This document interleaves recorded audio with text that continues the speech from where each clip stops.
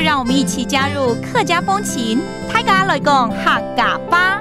Hey, welcome back to another edition of Practical Hakka on Icrt.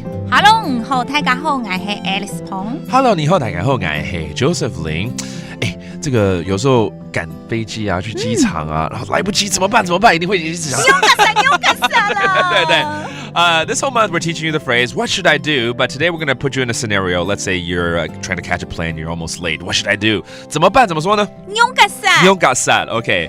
Now, let's put you in a scenario where originally you had someone that's going to take you to the airport, but now he or she can't and you feel worried, right?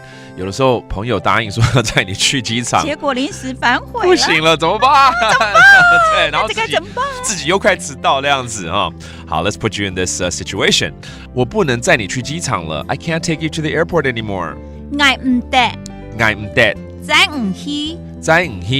飛行機場咧 OK 飛行機場就是飛機場 OK that is the airport 因為飛行機就是飛機 that's airplane OK so I can't take you to the airport anymore 哎呀那要怎麼辦我快來不及了What should I do I'm almost late I can't make it 給我用架沙 that means 那要怎麼辦我手會付唔出咧付唔出好像有教過嘛就是來不及了付唔出好啦那我幫你叫計程車好了 Can't make it 對啦其實大概能解決也只是這樣子啊然後那個朋友應該要付錢了因為本來答應要等回來再收了啦都已經來不及了他要付錢害我現在要自己破費But the last resort is hurry up and get a taxi all right well I'll call a cab for you okay let's say you want to do that how do you say that 我幫你叫計程車捱老唔險機場茶就是計程車 That's a cab, taxi, 機場茶那我幫你捱老